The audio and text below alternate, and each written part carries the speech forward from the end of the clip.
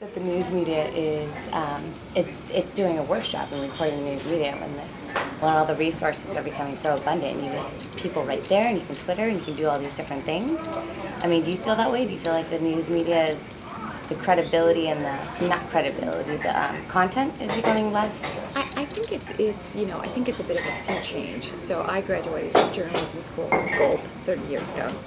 And I think in that time, we were so focused on the fairness and both sides of the story. And I literally remember waking up at 3 o'clock in the morning going, oh my gosh, I think I misquoted this person, sort of calling up. And so I think it's a paradigm shift in terms of how the people are consuming news.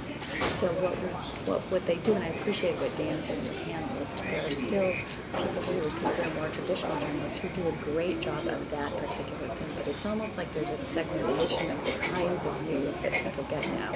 So there's people who don't do a good job because they don't understand the vertical markets. And so I was saying, Sarah is the Silicon Valley insider of all insiders. She knows all of these people. She interviewed Mark Zuckerberg, who founded Facebook years ago, and he wanted it to be her because she knew him. So it's a different kind of thing where, again, the dean of the school and my journalism professor would have died when they would have said, oh my gosh, you can't be that good of friends with someone and do an objective job in reporting. So I think it's a difference in sort of orientation of what you want, because there's a lot of times now that people, I'm in the tech business, I want to know the in-depth kinds of things. So the summaries that are in newspapers are not really that relevant to me because I want the in-depth vertical knowledge. And I think that's one of the huge changes where she's going to say they're not doing a good job, and it's because it's so broad-based, because you have to across and you're really looking at the legal denominator. Does that make sense? No, absolutely, yeah. Well, then in saying that, do you think that, because there's so many news sites and there's all this competition and there's so many people trying to, fight for this, do you think that it should, do you think it should come from higher and be kind of more controlled? It won't be. And I think that's the thing that I don't think we know. When we talk about we're not sure what it's going to look like in the future, I think that's really the different thing. That's why this Pew study that we were all quoting was so fascinating, because it said, people on average, and this is a survey, get their news from 4 to 6 different sources a day. Right. And so what we're doing in some senses is that we're playing the role of editor. I also really liked what Will Moss said when he said today, when you think about it, what some people are looking for is they don't want someone to challenge their thoughts. They just want something that's going to reinforce what they already believe. And that's a difference in the public overall, and that's what's a little scary to me. Because I think we wouldn't really organize this about this really bigger idea of what is democracy and how because you have to understand those things. I mean, we've become so polarized that a lot of people just want to hear what they want to hear. So that's my concern. So with all of these different voices out here, are we actually really understanding issues from all sides? Right. So it's kind of becoming tainted. For example, YouTube. You can post anything on YouTube. I don't know if you've seen that movie, The Informant, or something like that. It just came out. It's called The Informant. But basically, it was something that a journalist was struggling to get out. And, had YouTube been around, it would have been out. Right. But he couldn't put it out through all this. So do you think that's a good thing or a bad thing? I think what people are looking for now that's different, and that's why is that sense of authenticity, that they want to know those things. And so, some of the stuff on YouTube is just, it's just awful. And yet, we use it for high-end clients because it's a great platform to be able to get information out there and to do all those things. So eventually, I think there'll be sort of a shifting out, and we're already starting to see some of that, is that there has to be either quality to it, it has to resonate with someone for it to continue. Because as many wonderful blogs as there are, like TechCrunch, there are so many that fail or get 1, 2, 3 readers. And so it really isn't done for business, it's kind of done just for a personal passion. So I think eventually there'll be a sorting out of it, but we're so fragmented now that I think that fragmentation is going to continue.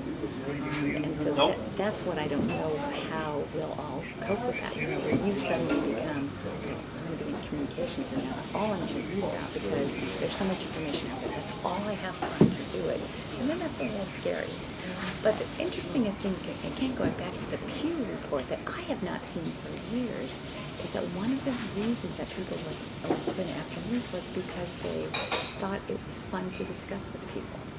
So it becomes just like movies or music or what's the latest TV show you're watching.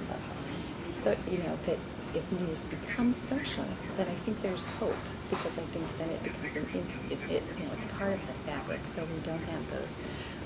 Because I was in the news business and my husband was in the news business for many years, there were people who would take pride in the fact that they never read the newspaper or that they didn't pay any attention to news. And I think that's changing. I think that's really changing where if it's more of our social fabric that I think people will have. It's just where we look at them. Who are the gatekeepers? Right. No, it's an interesting way of putting it. Well, do you feel like with all the digital technology, it only takes one person to do about three persons' job. So it's going to be you're going to see a real decline in job opportunities and whatnot. And do you think that there could be increasing more opportunities as it outlets out? Because I think one of the things, and this is one of my beliefs, and maybe because it's your background, you want to believe it, but I think what the skill sets that you're learning now, for example, it's taking information, processing it, and then being able to present it in a way that people can understand and use. Well, you may not be employed by a newspaper, but you may be employed by a company who wants to do that. You may be employed by a nonprofit who has these complex issues that they can't really know how to communicate. So I think it's those skills that may just not be employed in the way that we have traditionally thought, I have to go work for, a newspaper. So it's the same skill set that's being taken and used in a very, very different way. And I think that's going to become more and more important, because I think what it does is that processing of information, whether it be video, whether it be a written word, whatever it might be, that processing of information and being able to make it so that people can understand and digest it is really important. Right. For people going into that field, and is there any words of advice that you would give? Well, this is going to sound really old stuff. Question I had was but I think one of the things is just the ability to communicate, because I think whether it be video, whether it be written word, whatever it may be, is that there needs to be a quality to it. Right? And so, in video, it goes about how good. it's I'm just going to keep the production. pushing away here. I can help with the research on that. I don't know how you want to divide that labor up. Think of yourself. If you see something on YouTube and the video quality is so bad, unless it's something absolutely hysterical, you just don't pay any attention to it. Right. And so I think that's what people need to do, is consistency. And then I think that the great thing about people in school now is just that inflexibility. Honestly, I graduated from journalism school really 30 years ago. And I didn't think newspapers would be around for 10 years, but I loved it. I loved the news, and I loved the interest, and I loved doing all these kinds of things. So where has that led me? I started a media company, because it's really that same quest for different kinds of information, and being able to present it in a way. It's what I do today, just a totally different way. So that flexibility, I think, is really important.